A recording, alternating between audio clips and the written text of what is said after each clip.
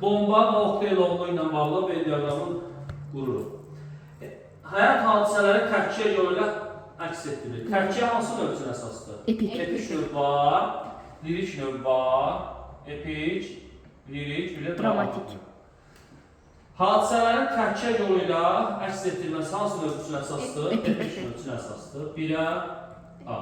Həyat hadisələri nəsr formasında təzahür edilmişdir. Bomba da nəsr əsəridir, okteyl olur da. Yəni həm dramatik növ, həm epik növ nəsr və nəzmdə yazıla bilir. Bu hər ikisinə aiddir. Hadisələr müəllifin dilindən verilir. Bomba. Bu epik əsərlərdə hadisələr müəllifin dilindən verilir. Bax, lirik növdə hadisə olmur.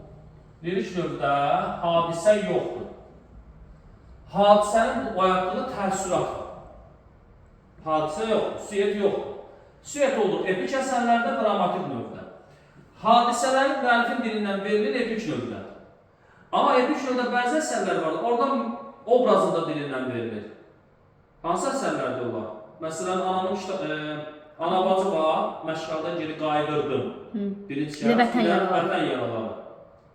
Oradan müəllifin dilindən deyil, obrazın dilindən.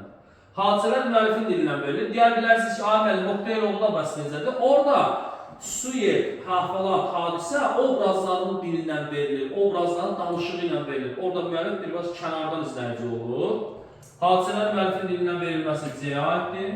Əhvalat və hadisə yox, onun yaratdığı təəssürat lirik növə aiddir, heç birinə aid deyil.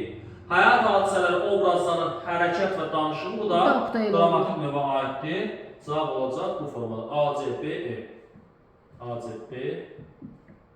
Düzdür deyil? Bəli. B variant. B variant. B-də var elə. A, C, Ç. Hədə 2 düzdür.